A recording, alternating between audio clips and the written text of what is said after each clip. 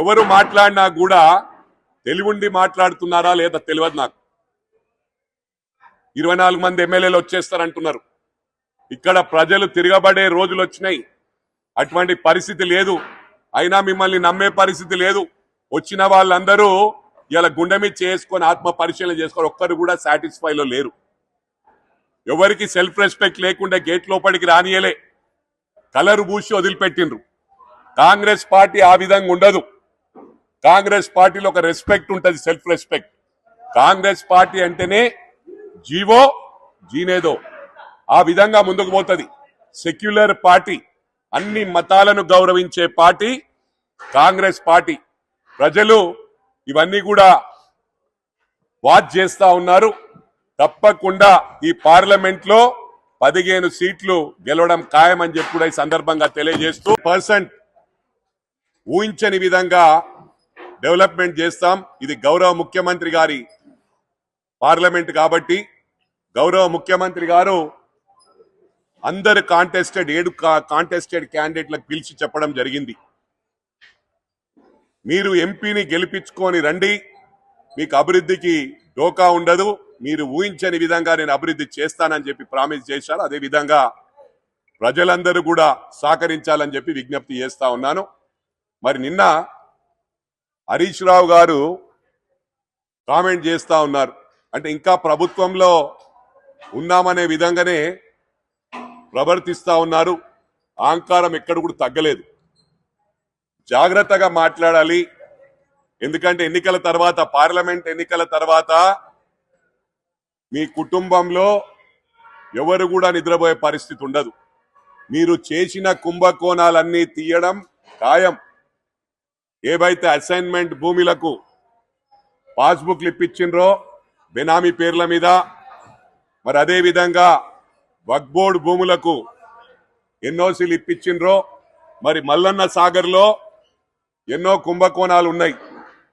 అసలు ఎవరికి జాగ లేకున్నా బెనామీ పేర్ల మీద పాస్బుక్లు సృష్టించుకొని వారి పేరు నుంచి హరీష్ రావు పేరు మీదకి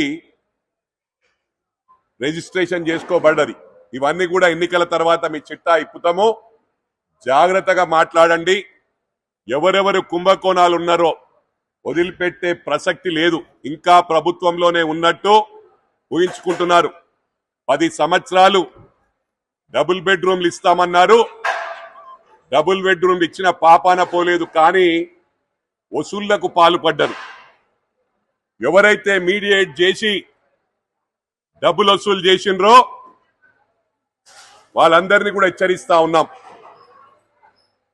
మిమ్మల్ని తప్పకుండా వదిలిపెట్టే ప్రసక్తి లేదు. ఎవరెవరు డబ్బులు తీసుకున్నారో వారందరినీ కూడా జైలుకు పంపించడం ఖాయమని చెప్పి కూడా పత్రిక ద్వారా, ఎలక్ట్రానిక్ మీడియా సోదరుల ద్వారా వారందరినీ కూడా హెచ్చరిస్తా ఉన్నా. పవర్ హంగర్స్ అయితే రాహుల్ గాంధీయో, సోనియా గాంధీనో, ప్రియాంకనో ప్రైమ్ మినిస్టర్ అవుతుండే. 2 సార్లు మన్మోహన్ సింగ్ నే చేసే కదా.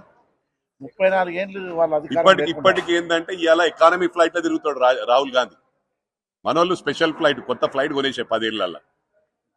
ఉద్యమంకి ముందు ఏముండే పైసలు, ట్రాన్స్పోర్ట్ మినిస్టర్ కి ముందు ఏముండే పైసలు ఉండనా? పైసలు వెళ్తారా?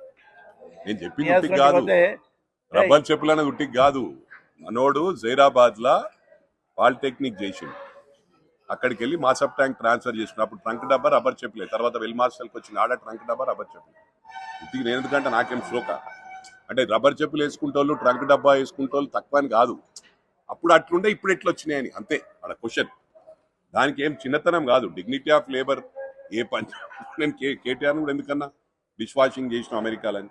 మరి అటువంటి ఇలా లక్షల కోట్లు వెళ్ళిపోయారు. ఫామ్ హౌస్లు, ప్రతి మాల్ల పార్ట్నర్షిప్, ఇవన్నీ మనం గమనించాలి కదా. ప్రజలకి ఏం తెలుసు పాపం, అమాయక ప్రజలు. టైంకి ఏదో ఇస్తారు, 1000, 1500, 2000 ఇచ్చి ఓట్లు వేయించుకొని ఎట్లా చేసుకోవచ్చు. మనకి లీడర్లు అవసరం లేదు, ఒక ఆర్గనైజర్ అవసరం లేదు, ప్రజలకు పైసలు ఇచ్చి ఓట్లు వేయించుకోవచ్చు అని కేసీఆర్ గారిది ఇది. అది రివర్స్ అయింది. లేదా డబ్బులు కాంగ్రెస్ అభ్యర్థుల దగ్గర డబ్బులు ఎక్కడుండే? మొన్న ప్రజలు మ్యాండేట్ ఇచ్చిండ్రు, ప్రజలు గెలిపించిండ్రు. అక్కడ డబ్బులు పెట్టి గెలవలే ఎవరు కాంగ్రెస్ అభ్యర్థులు. ఇప్పుడు మేమే 2 సీట్లు ఆగమైపోతాం. ఎడికెళ్ళి పెడతాం అన్ని పైసలు. 2 సీట్లు అట్ ఏ టైం ఫైట్ చేయాలంటే మజాక. రూపాయి ఎక్కడ తీసుకోలేము కదా, మా సొంత ఫండ్స్. వాళ్ళు పెట్టినంత మేము పెడితే ఆగమవుతాం, అన్ని అమ్ముకోవాలి ఉన్నాయి. పెట్టకుండా మా కోట్లు వేసారు జనాలు. That we're happy. ఇంత ప్రచారం ఎప్పుడైనా చేసిరా పబ్లిసిటీ? బ్యాంకులు ఇప్పుడు బీసీ బంద్ అన్నారు, బీసీ బంద్ ఎంతమందికి ఇచ్చారు? ఇదే మొక్కుబడికి 200 300 కడుపుంటే ఒకరికి ఇచ్చారు. అంటే ఓన్లీ మొక్కుబడికి ఇవి ఇచ్చినామని చెప్తాను. పథకాలు గట్లుంటాయా? అందరికి సమానంగా చూడాలి కదా. ఇవి మనం ట్యాక్స్ పేయర్స్, మన డబ్బులే కదా ఇచ్చేది. ఇచ్చినప్పుడు అందరికి సమానంగా ఇవ్వాలి కదా. వాళ్ళు ఇష్టం ఉన్న వాళ్ళకి ఇట్లా ఏదో ఇచ్చినామని అది పబ్లిసిటీ. ఇందిరమ్మని విమర్శించే స్థాయి కూడా కాదు. నామినేషన్స్ కు ప్రజలందరూ కూడా విచ్చేసి ఈ నామినేషన్ కార్యక్రమాన్ని విజయవంతం చేయాలని చెప్పి కూడా కోరుతూ, జై కాంగ్రెస్. సుధీర్ రెడ్డి అన్న నాయకత్వం, జంగన్న నాయకత్వం, ప్రభాకర్ అన్న నాయకత్వం, బాలేష్ అన్న నాయకత్వం, మైపాల్ అన్న నాయకత్వం, మధుసూదన్ రెడ్డి అన్న నాయకత్వం, జైపాల్ రెడ్డి అన్న నాయకత్వం, మా మైపాల్ రెడ్డి అన్న నాయకత్వం, మనందరి నాయకత్వం. జై కాంగ్రెస్. మీడియా సోదరులు సహకరించాలని చెప్పి కూడా మరోసారి మీ అందరికి విజ్ఞప్తి చేస్తా ఉన్నా. ఈసారి 15 సీట్లు వస్తే తప్పకుండా మీ అందరికి కూడా న్యాయపరంగా ఎటు పక్షపాతం లేకుండా అందరికి ప్లాట్లు ఇప్పించే బాధ్యత మా గౌరవ ముఖ్యమంత్రి గారు. Thank you very much.